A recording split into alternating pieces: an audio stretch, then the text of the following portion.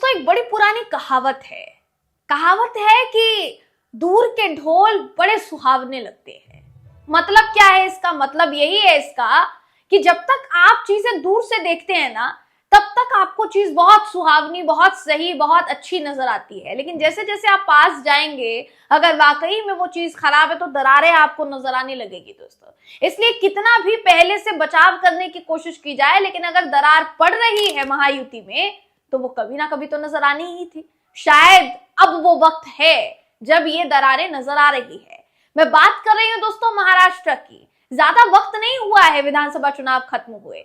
जब विधानसभा चुनाव खत्म हुए थे, उससे पहले से लेकर विधानसभा चुनाव खत्म होने तक महायुति की जीत है। महायुति में शामिल तमाम पार्टियों की जीत है, तमाम नेताओं की जीत है, कार्यकर्ताओं की जीत है।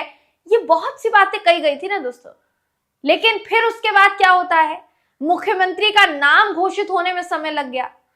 एकनाथ शिंदे कौन सा मंत्रालय लेंगे, कब उनकी तरफ से घोषणा जो है की जाएगी, कब नाराजगी जो है वो नहीं है नाराज, ये इस बात का स्पष्टीकरण दिया जाएगा, इस बात का इंतजार किया जा रहा था। उसमें भी देर लगाई गई।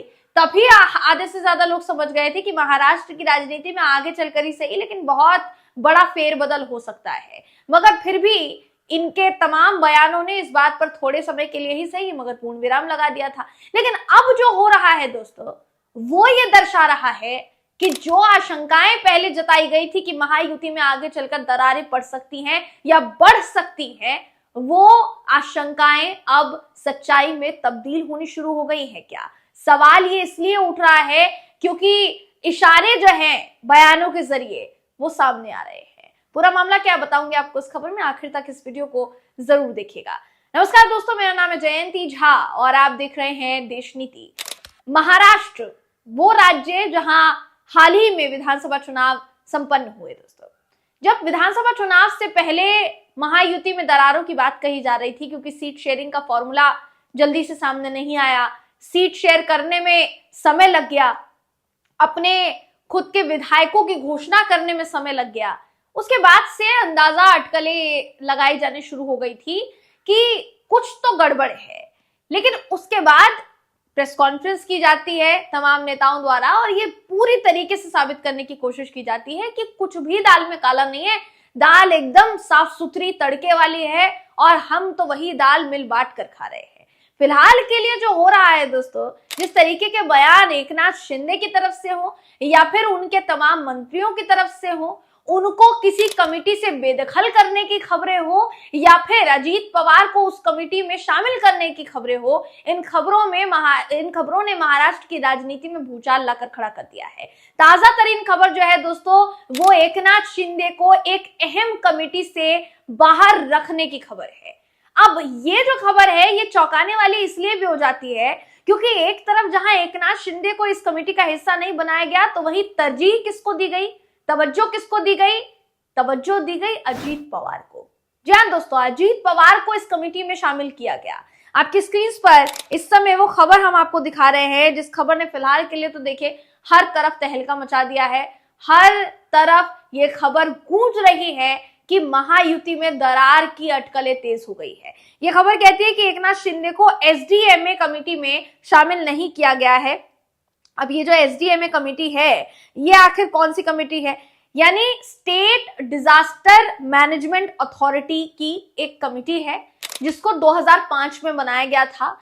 ये जो कमेटी है दोस्तों, अगर आप इसकी बात करेंगे तो विनाशकारी बाढ़ आने के बाद 2005 में जब मुंबई में विनाशकारी बाढ़ आई थी, उसके बाद इस कमेटी को बनाया गया था और इसकी जो अथॉरिटी है मुख्यमंत्री के नेतृत्व में जारी रहेगी, इस बात का निर्णय जो है लिया गया था। आपातकालीन कदमों के समन्वय में अहम भूमिका ये जो पूरी अथॉरिटी है ये निभाती है और इसमें नेतृत्व जो करते हैं वो करते हैं राज्य के मुख्यमंत्री, यानी देवेंद्र फडणवीस इसका नेतृत्व करेंगे।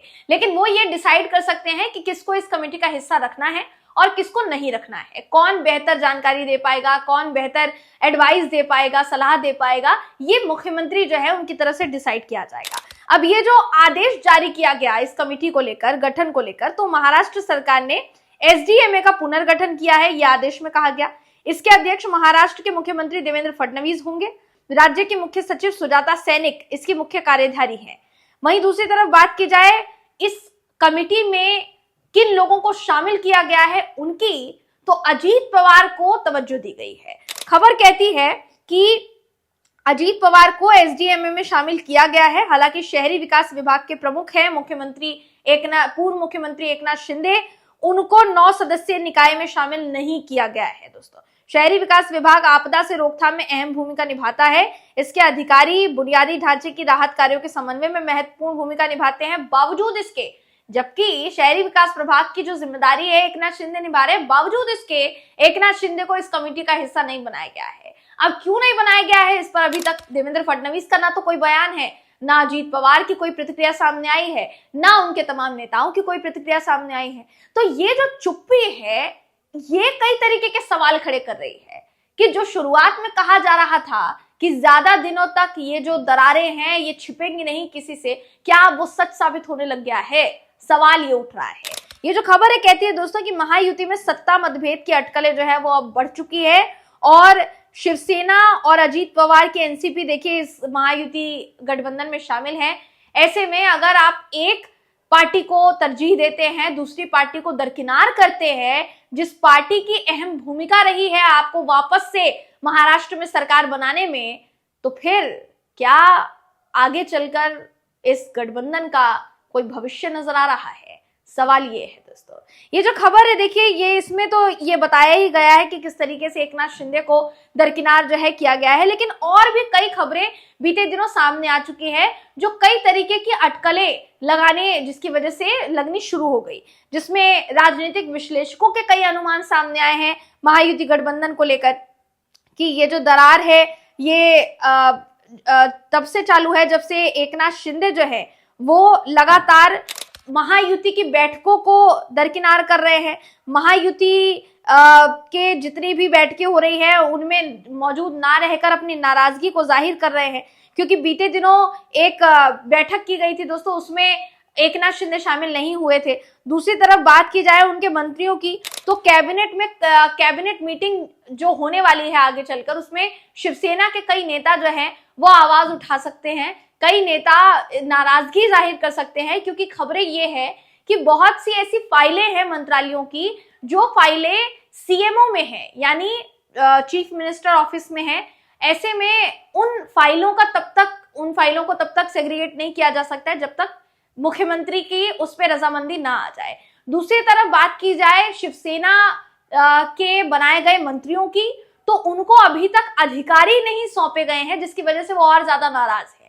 अब उनका ये कहना है, बीजेपी का ये कहना है कि हम पुराने अधिकारियों को फिर से नहीं रिपीट करना चाहते हैं, क्योंकि वो कहीं ना कहीं आगे चलकर गलत साबित हो सकता है। इसलिए जो भी अधिकारी होंगे वो फ्रेश चेहरे होंगे जिनको मंत्रियों को दिया जाएगा। लेकिन इस बात से नाराजगी जाहिर हो रही है क्योंकि शिवसेना के कई ऐसे नेता जिनको मंत्री बनाया गया है उनके साथ भेदभाव किया जा रहा है, उनके साथ सही सलूक नहीं किया जा रहा है। इस तरीके के आरोप जो है भारतीय जनता पार्टी पर फिलहाल देखिए दोस्तों नजर आ रहे हैं, लगते हुए नजर आ रहे हैं। पूरे राज्य की देखिए बात की जाए तो उद्योग मंत्री उदय सामंत नाराज चल रहे हैं अपनी ही सरकार से। उन्होंने देखिए आरोप लगाया है कि महाराष्ट्र औद्योगिक विकास महामंडल और उद्योग विभाग में कुछ महत्वपूर्ण नीतिगत फैसले प्रशासनिक स्तर पर लिए जा रहे हैं, लेकिन मंत्रियों को विश्वास में नहीं लिया जा रहा है। यानी फैसले ले रहे हैं लेकिन मंत्रियों को नहीं पता है। और वो मंत्री कौन है? वो मंत्री है शिवसेना से जुड़े तमाम वो नेता जिनको संज्ञान में नहीं लिया जा रहा है, उनको कह सकते हैं आप कि उनको जानकारी जो है नहीं दी जा रही है। एक तरफ इतनी उठापटक चल रही थी, एकनाथ शिंदे नाराज नजर आ रहे हैं, इस बात की अटकलें शुरू हो गई है, तो दूसरी तरफ देवेंद्र फडणवीस जो है ऐसा लग रहा है कि अपनी मुलाकात से आग में घी डालने का काम कर रहे हैं। एक तरफ उनके साथी नाराज चल रहे हैं एकनाथ शिंदे, दूसरी तरफ वो जाकर मनसे प्रमुख राज ठाकरे से मुलाकात करते हुए नजर आ रहे हैं। ऐसे समय में मुलाकात करके आए हैं जब एकनाथ शिंदे काफी ज्यादा नाराज हैं, ऐसा बताया जा रहा है। हालांकि ये अलग बात है कि इस मुलाकात को औपचारिक तौर पर, राजनीतिक तौर पर नहीं बताया गया, कहा गया कि अनौपचारिक मुलाकात थी, इसका कोई राजनीति से लेना देना नहीं है। लेकिन राजनीतिक मुलाकातें दोस्तों, जब राजनेताओं के बीच में मुलाकात होती है, बीजेपी के एक बड़े नेता जो राज्य के मुख्यमंत्री हैं और मनसे प्रमुख राज ठाकरे, अगर इनके बीच में मुलाकात होती है उनके आवास पे जाकर अनौपचारिक अचानक से, तो फिर इसको क्या समझा जाए? इसके कोई मायने लगेंगे कि नहीं लगेंगे? तो महाराष्ट्र में अब बड़ा सियासी फेरबदल क्या फिर से होने वाला है? आपको क्या लगता है दोस्तों? ये जितने भी घटनाक्रम हो रहे हैं किस ओर इशारा करते हैं? आपकी राय क्या है? कमेंट करके हमें जरूर बताइएगा। अगली वीडियो में आपसे फिर मुलाकात होगी, तब तक के लिए नमस्कार।